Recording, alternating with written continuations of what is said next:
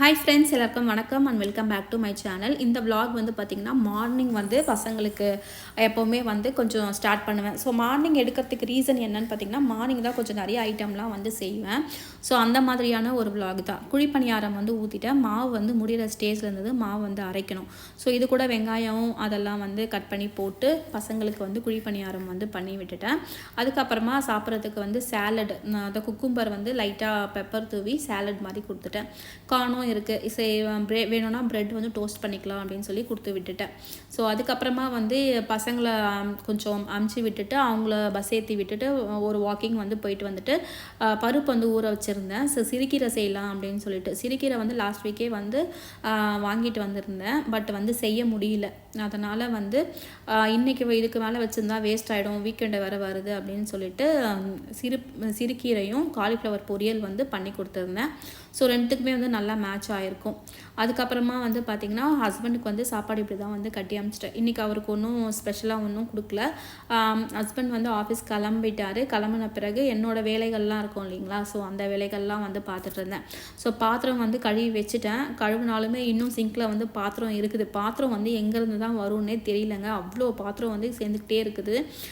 நேற்று வந்து பார்த்திங்கன்னா வியாழக்கிழமெல்லாம் வந்து ஒரு சில வேலைகள்லாம் வந்து செஞ்சேன்.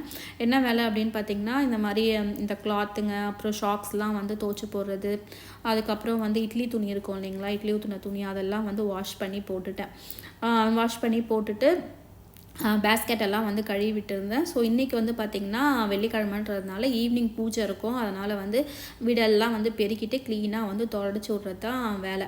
அதுக்கப்புறமா மாவு வந்து முடிஞ்சிடுச்சு. அதனால் கிரைண்டரில் வந்து மாவு வந்து போட போகிறேன். ஸோ மத்தியானத்துக்கு மேலே தான் வந்து ஊற வைப்பேன். ஏன்னா வந்து நைட்டு வந்து ஆட்டி வச்சானா கொஞ்சம் ஃப்ரீயாக இருக்கும் அப்படின்னு சொல்லிட்டு. நெக்ஸ்ட்டு வந்து பார்த்திங்கன்னா கிச்சனில் வந்து பாத்திரம் கழுவினாலுமே வந்து இன்னும் பாத்திரம் வந்து இருந்துகிட்டே இருக்குது பாருங்கள். எனக்கு வந்து ஹஸ்பண்ட் கிளம்புனோம்னா கொஞ்சம் நேரம் போய் படுத்துருவேன். ஒரு சில டைம் வந்து கண்டினியூவாக வந்து வேலை பார்த்துட்டே இருப்பேன். ஸோ இன்றைக்கி வந்து 12 மணிக்கு பசங்க வந்துடுவாங்க அப்படின்றதுனால அவங்க வரத்துக்குள்ளே ஒரு சில வேலையெல்லாம் முடிக்கணும். ஸோ பெட் ஸ்ப்ரெட்லாம் வந்து எடுத்து போடலை, அப்படியே இருந்தது. அழுக்கு துணி எல்லாமே வந்து இதுக்கப்புறமா தான் வந்து எல்லாமே எடுத்து வச்சு யாரை கட்டணும். கொஞ்சம் க்ரோசரிஸ் வந்து பார்த்திங்கன்னா ஆர்டர் வந்து பண்ணியிருந்தார். ஸோ அமேசான் ப்ரைம்லேருந்து, ஸோ லூலுலேருந்து தான் வந்தது அப்படின்ற மாதிரி சொல்லியிருந்தாங்க. பன்னீர் வந்து ஆர்டர் பண்ணியிருந்தாங்க.